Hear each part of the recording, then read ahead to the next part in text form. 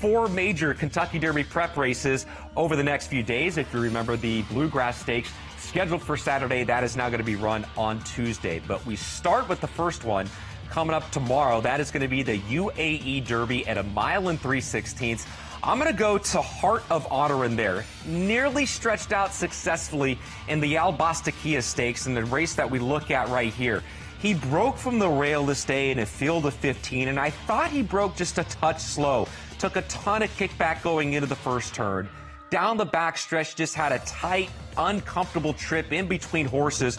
But look at him start to find his best stride inside the final 100 yards or so. He's in third, going to get into second, going to lose just by a head in this particular spot. Galactic Star is also going to be in this race as well. He just got the jump on Heart of Honor on that night out at Meydan Racecourse. Look, he's not Triple Crown nominated but for this particular exercise, a horse that I like in the UAE Derby is going to be Heart of Honor. Let's go to the bottom bracket now. We go to New York for the $750,000 Wood Memorial. I like Captain Cook in this spot. He's won back-to-back races, won the Slop 2 starts back. Then he won the Withers at 1 mile and an 8 in his most recent start. This was the plan for Rick Dutrow, to have a fresh horse going into the Wood Memorial. He's a son of Practical Joke, where you maybe might have questioned him going 9 furlongs, but he proved he can get the distance in the Withers. The knock in the Withers is the fact that he had a perfect trip that day against easier competition, but I still think there's plenty of room for improvement for Captain Cook, and he's from a beautiful female family as well. This horse is bred by Mary Lou Whitney. He's from the female family of Birdtown, who won the Kentucky Oaks. On Tuesday, it's the Bluegrass Stakes, and in the Bluegrass Stakes, I'm going to go to Chad Brown with Chancer McPatrick in here. He was second in his 3-year-old debut in the Tampa Bay Derby, and he ran to expectations, at least for me. Chad was very honest, saying he's probably about 80%, had some setbacks over the winter, made his first start in 4 months. They added blinkers for the first time that race as well, and I do like that he sat closer to the pace. He was third down the backstretch, maybe one paced at home and finished second, and when you got Owen Almighty up there on the front end, getting a 1/2 mile and 48, you just weren't going to catch him. But I think he can build on that for Chancer McPatrick, who is coming in here off that second place finish in the Tampa Bay Derby. He will be my selection on Tuesday in the Bluegrass Stakes. Now to Southern California, it's Santa Anita for the Santa Anita Derby. Look, for a field of 5, this could easily be the toughest prep that we have seen this winter now into the spring. I'm going to give Barnes another opportunity here.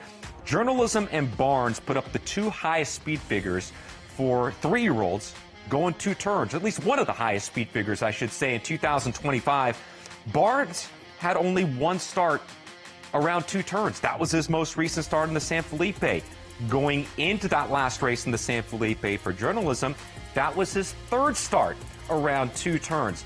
On the afternoon, Journalism, he was just better, but I thought setting the pace and fast fractions, it was a good second-place finish for Barnes in his first attempt going 2 turns. So he will be my selection in the Santa Anita Derby. So, Gabby, that's our thoroughbred horse racing Final 4 as it pertains to the Derby preps that we have coming up over the next few days.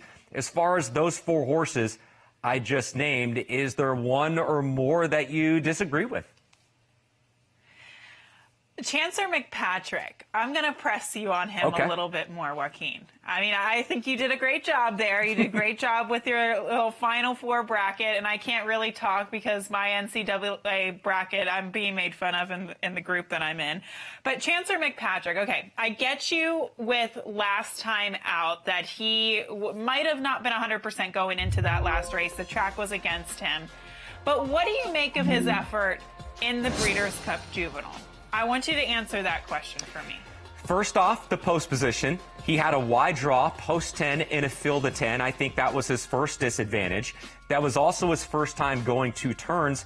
And look at the way the race played out with Citizen Bull setting the fractions and getting an easy lead going a 1/2 mile and 47 and 4. Those would be my excuses for him, that he had a bad draw. The race and the dynamics didn't play out for him, with Citizen Bull setting the pace and taking the field wire to wire. And I believe after that race, Gabby, he came out of it with a minor injury. So you never know if it occurred actually in the running of the race.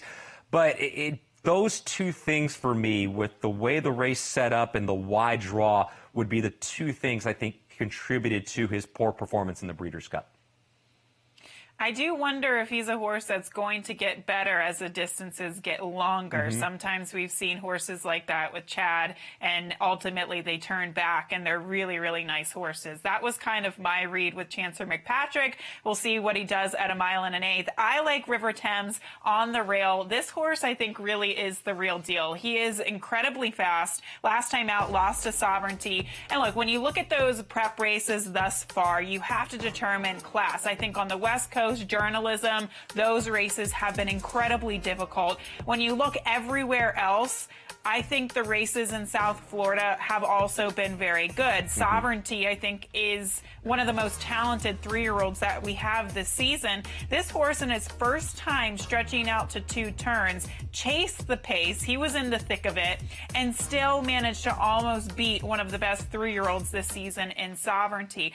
I know Owen Almighty is in there, and he might get caught up in a speed duel with him, but in my opinion, Owen Almighty, and nothing against Owen Almighty, but Owen Almighty at this distance, and given the campaign that he's given thus far, is not at the same level as Sovereignty. So I think that if he does get caught up in a speed duel, he can withstand it. So I disagree with you a little bit there in the Bluegrass.